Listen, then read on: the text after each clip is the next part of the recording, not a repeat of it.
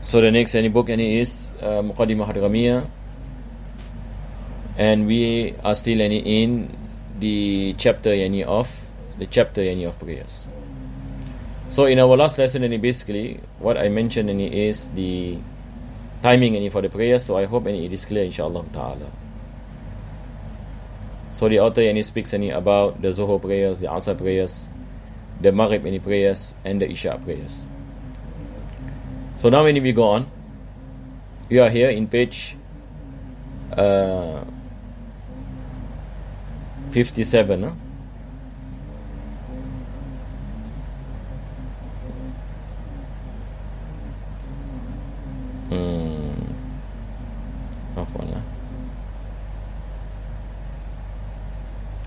Yeah, this is the last thing that we stopped last week, where the author mentioned وَيُكْرَهُ النَّوْمِ قَبْلَهَا وَالْحَدِيثُ بَعْدَهَا إِلَّا فِي خَيْرٍ أَوْ حَاجَةٍ. And this is based on the hadith of the Prophet sallallahu alaihi wasallam, and that the Prophet prohibited us to sleep before Isha, to sleep before Isha. It is said that it will cause a person to have difficulty to sleep at night. So it's makruh to sleep before Isha, and it is also makruh hadith ba'daha, yani to talk with each other unnecessarily after Isha.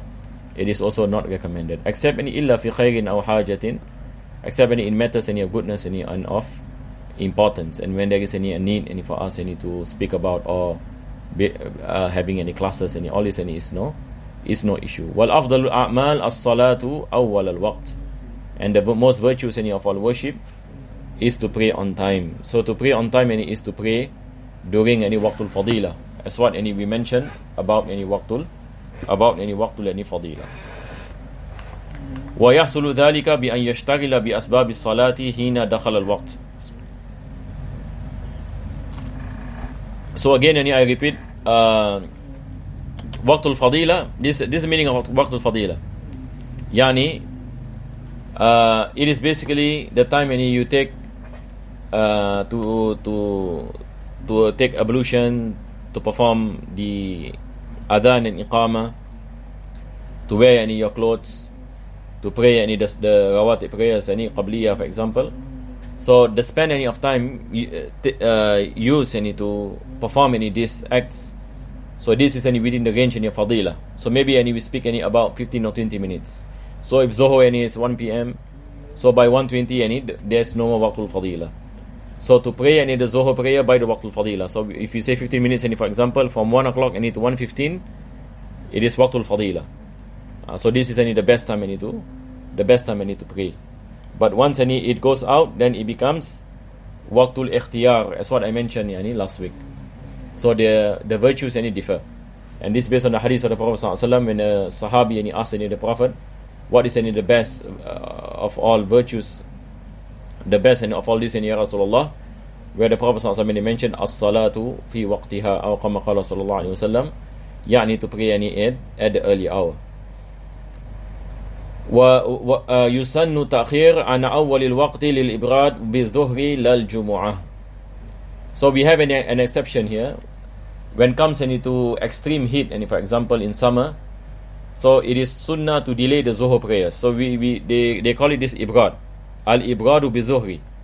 Ibrad basically comes from the word bard, yani coolness. So it is sunnah for the imam to delay prayers, not to pray at the early hour of Zuhur, because that is the time where it is very hot. So it is a sunnah to delay. But our ulama mentioned, and this is as what he mentioned by the author after that, he said fil harri bil baladil har, and it is only applicable to countries that are hot. What is the meaning in countries that are hot? Countries that are hot, meaning they have this season, the summer season, where the temperatures can get into a situation where it can be harmful for people. It can be harmful where people can suffer from heat stroke. So not all countries are like that. So for example, most of these countries are in the Middle East, in parts of Africa. As far as our country is concerned, in Singapore, it is not considered to be a hot country. It is a medium It is we call it the equatorial country, where we are near to the equator. So for the whole year, our temperature is not any too hot and not too cold. So we are not any considered to be Baladul Har. Baladul Har any like places like Yemen, the Hijaz, for example Kuwait, and some of the countries in Khalij, where summer the temperature reaches 45 degrees Celsius, 50 degrees Celsius. Ours in Singapore, I think the most we get maybe 33 degrees Celsius, and this is bearable. So it is not sunnah for us to delay our prayer.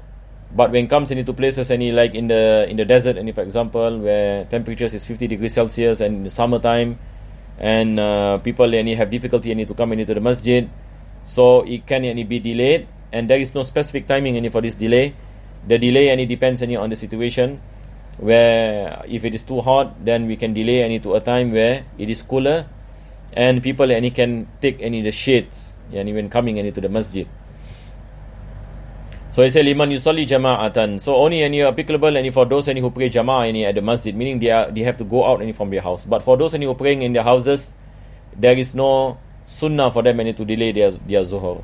So this is only applicable for people who are going out to perform the jama'ah at a particular place. Then it is a sunnah for the people there to delay the zuhur prayer. So this is basically the author is saying this is an exceptional case. Liman yusalli jama'atan fi mawdi'in ba'id. This is another condition. So it is a far place. It is a far place. Ila husul dhil. So until to what extent do we delay the zuhur prayers? Ila husul dhil. When we are able to see shadows from the walls. Because when it comes into the zuhur prayers, as what we mentioned, the sun is on top, so there is not much any shadow. But when there is any shadow, some amount of shadow where people can walk in between those shadows to the masjid, for example, then what you call it is permissible for us to delay up to the emergence of those shadows. Waliman tayaqqana sutrata akhir al-waqt. And this and another situation, the author is saying all these are basically exceptional cases. A person, for example, he doesn't have clothes to cover his awrah. But he said that before the end of the time, for example, Zuhur is at 1 p.m. It finishes at 4 p.m. for example. He knows at 3:30 someone is coming to give him clothes at 3:30, and with conviction he says liman tayaqqana as-sutrata. Sutra here meaning a cloth to cover oneself. Akhir al-waqt. So he knows that at the end of the prayer time, someone is going to give him a sutra. So if it is based on conviction, it is better for him to delay. It is better for him to delay the prayers and not to pray early, because he is convinced that someone is going to provide for him clothes for him to wear. Otherwise he'll be praying in a state of not covering of the awrah, then he has to make i'adah again. So it is better for him to wait. So this is the second exceptional case. The third, he says liman tayaqqana al-jama'ata akhirahu. So this is a lot of questions people are asking about this. He said, for example, people are saying that if I pray in the beginning of the time, I pray alone. But if I pray later, I can get jama'ah, because I know my friends are coming, and they are coming at 3:30 p.m. For example, so I can pray jama'ah with them. So which is better? You pray alone at the beginning of the time, or you wait for your friends and you pray at the end of the timing of the prayer? So here, if you are convinced, tayaqqan. So for those who have the book, please underline in this word tayaqqana. So it is translated as for the one who is certain that he is able to pray in congregation at the end of the prayer time. So for example, Zuhur is at 4 p.m. So for example, you know that your friends are coming at 3:30 for example, or 3:40. So it is better for you to pray in jama'ah, so that you get the fadilatul jama'ah. Tamam. وَكَذَا لَوْ ظَنَّهَا وَلَمْ يَفْحُشْ التَّأْخِيرِ. Then the author mentioned, and pertaining to this situation, it is also encouraged for him, even he have zon. He have any zon, meaning there is high possibility that the friends are coming at 3:30. As long as it is not too late, then it is a sunnah to wait any for them. Higher possibility, any zon. So he knows, someone and is coming, but it's not confirmed, but most probably that person is coming, and for example. So it is better for him to wait and to pray and with that person jama'ah. Tamam. And then he mentioned walil ghaimi hatta yatayaqqana al-waqta aw yakhaf al-fawat. And when a person now in a state where he is not sure, about the coming of the timing of the prayer, the coming of the timing of prayer. He is not 100% confident that the time of Maghrib for example has come. So it is better for him to delay. It is better for him to delay, so that he is in a state of conviction. Hatta yatayaqqan al-waqt, until he come into a state of conviction that the time of prayer has entered. Likewise, for example, you go overseas and then you do not know whether the time of Asr has come or the time of Zuhr has come. So it is better that you delay into a situation where you are convinced that the prayer time has come. Then you perform your prayer. But of course, we spoke about Ishtihad in last time. You can do any Ishtihad and you can pray your prayer is valid. But here we are speaking about having the conviction. So it is better for a person convinced that the prayer time has come. Or he is afraid that he might not perform the prayer. A person he is afraid that that the prayer time might be in a situation where he will miss the prayer. Then it is better for him not to delay his prayer to such an extent that the prayer can go out of the timing. وَمَنْ صَلَّى رَكَعَةً فِي الْوَقْتِ فَهِيَ أَدَاءٌ أَوْ دُونَهَا فَقَضَاءٌ. Those who pray one raka'ah of prayer within the stipulated time, then his prayer is ada'an. Otherwise it is qada'an. So for example, Asr is at 4 p.m.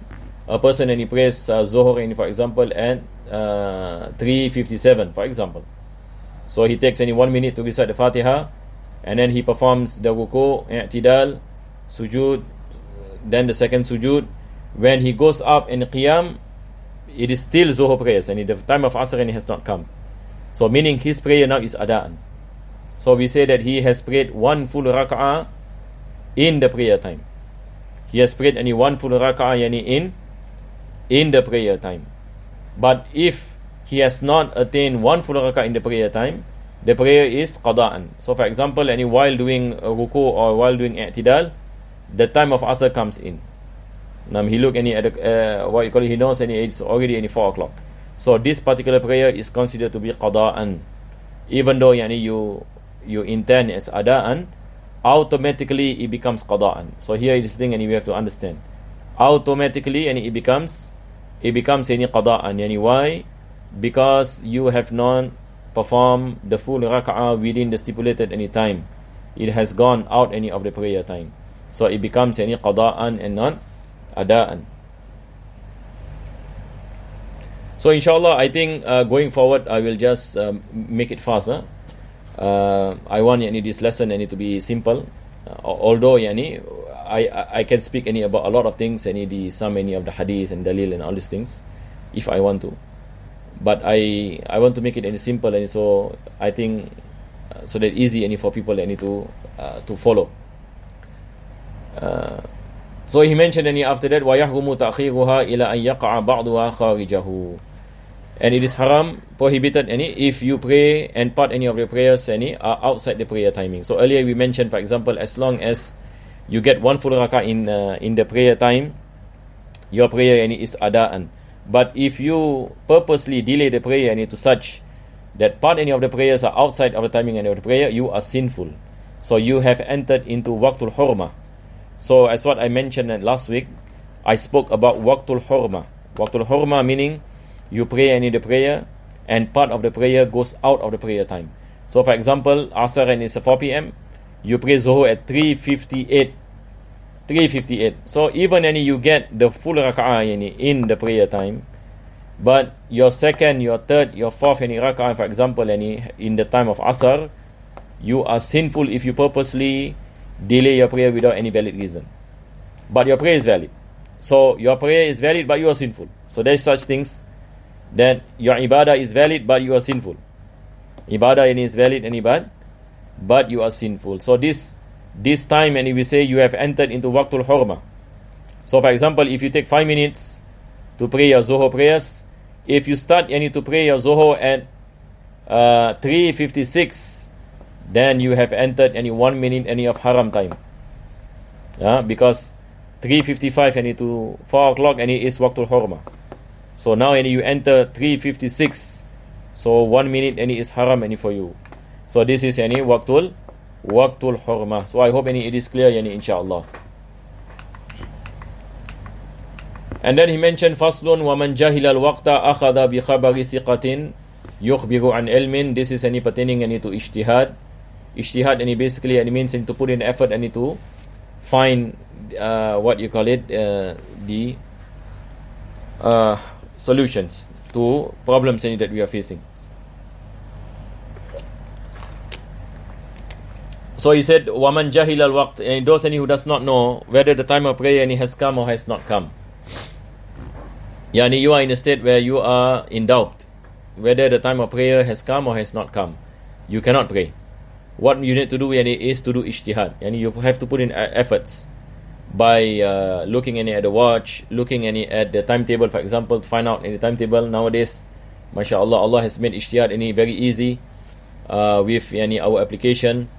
You can find out where you are and what is the timing of the location that you are in, and then you can also adjust your timing in your phone to adjust to the local timing that you are in, especially when you are away. For example, you travel to overseas, to country that is far, and automatically nowadays our phones automatically the time will change according to the time that we are in. And then you can go to the net and then you can find out, like if you're in Morocco, for example, which part of Morocco you are in. You can know that in Fez, for example, the time of Zohor is maybe 12 o'clock. So you can have you can see and so on. So you can find out. This is part of ijtihad. Likewise, if you are in other parts of the world. Likewise, when it comes to compasses, last time we don't have handphones. So we have difficulty. We have to ask people around, where is the Qibla and all these things. Now, mashallah, you can follow, you can download a lot of applications for compass. So, mashallah, Allah make it easy. Allah make it easy for Muslims today. At the end of the day is whether you want to pray or you do not want to pray. If you want to pray, if you are sincere, Allah will give you a way. This is based on experience.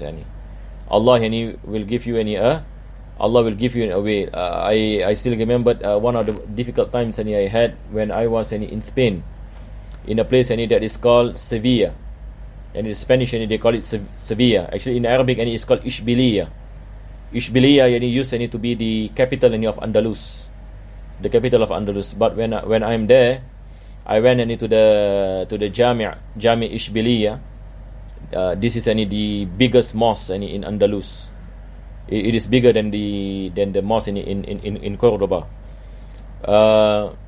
So of course in Spain you cannot pray in the mosque, because now it becomes a church.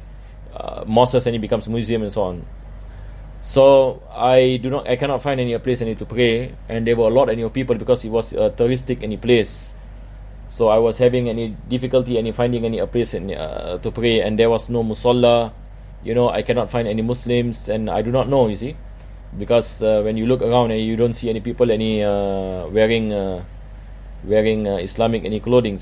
But I saw a woman with hijab, but when I asked her, she's also a tourist, so she do not know where is the musalla or something.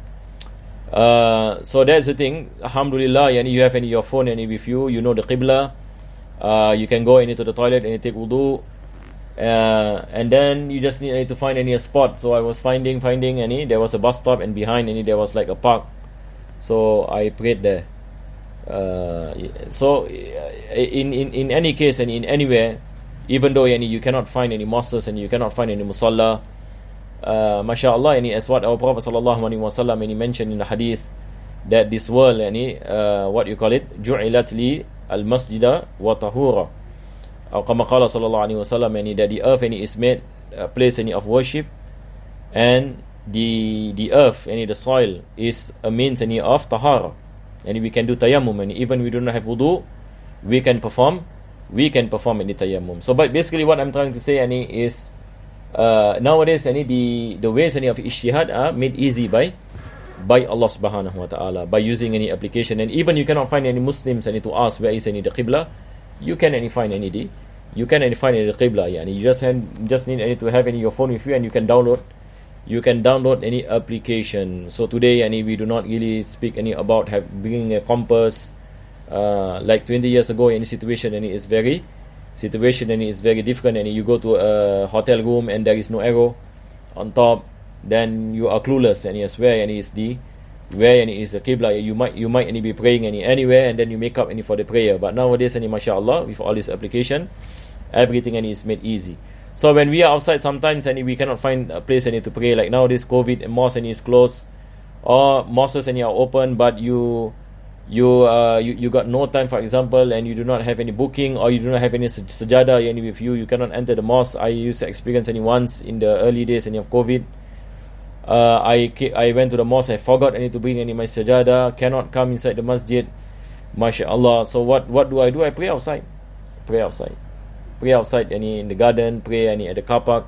As long as you don't block any people, you can perform your prayers. So basically, the author is saying, if you do not know the timing of the prayer, you have to do ijtihad, or you ask around people. Akhadha bi khabar thiqa. You find any Muslim, mashallah, ask him as the time your prayer comes in or is not. So he said, okay, another 5 minutes or 10 minutes, and then you wait, and you can perform your prayer. Yukhbiru an ilmin. So this person must possess knowledge, and not only what you call it is not based on assumption. So he must know, for example, he knows that the timing your prayer is such and such. Then only we can follow his judgment. Otherwise it is not permissible. Aw adhanu muaddin, or we heard adhan, and we are in a place where there are a lot of masjid, and we heard adhan. Then we can perform our prayers. Aw siyahi dikin mujarrab. Our ulama last time they mentioned this in their books about a rooster, a trained rooster, because rooster can be trained to make the sound at the time in your prayer. So last time what they used to do is they keep roosters outside their house, and their roosters are trained to sound at a particular time, for example 5 minutes before Fajr, or half an hour before Fajr. So what you call it, once the rooster makes the sound, then we know for certain that the time of Fajr, for example, and 5 minutes to Fajr, or just a few minutes to Fajr. And this also I experienced. I went to a house, and he was the person, and he was keeping a few roosters. So he was telling me, he was joking with me, night time before I sleep. He said, in my house there is no need for you to have alarm clock for the Fajr prayers. So I don't really understand what he's saying. And then when morning comes, the sound of the roosters was so loud until you cannot sleep, because it's like continuous, the rooster will go on and on. Then I understand what you call it, why our scholars they mention about this, which I believe last time this is one of the best ways, I think they what you call it, without the technology of alarm clock. So they use roosters as their means to wake up of a certain time, or to ensure the timing of a particular time. And then he said, فَإِن لَمْ يَجِدْ, if he doesn't have any all this means, اجتهد بقراءة أو حرفة أو نحو ذلك, so he does any ijtihad, any by the recitation of the Quran. So for example, between Maghrib and Isha, 45 minutes, the whole of Baqarah, for example. So he recite Al-Baqarah from the beginning and to the end. So by the time he completes Al-Baqarah, he knows any time of Isha and he has come. So this ijtihad any by recitation. Or hirfa, or he does any something like sewing any the clothes, or he does washing any, for example, and he knows that when he wash any certain amount of clothes, the time any of Isha any will come. So this can be used any as a form any of al-ijtihad. So likewise any pertaining any to the one who is blind, وَيَتَخَيَّرُ الْأَعْمَى بَيْنَ تَقْلِيدِ ثِقَةٍ وَالْإِجْتِهَادِ. So the one who is blind also yani can do ijtihad, or follow a person yani who is not blind if he does any ijtihad. That this is a form of taqlid, and following any others in ijtihad, and it is permissible. Wallahu a'lam bis-shawab. Alhamdulillah rabbil alamin. Allahumma salli wa sallim ala sayyidina Muhammad wa ala ali sayyidina Muhammad. Rabbana atina fid dunya hasanah wa fil akhirati hasanah wa qina adhaban nar. Sallallahu ala sayyidina Muhammadin wa ala alihi wa sahbihi wa sallam. Alhamdulillah rabbil alamin.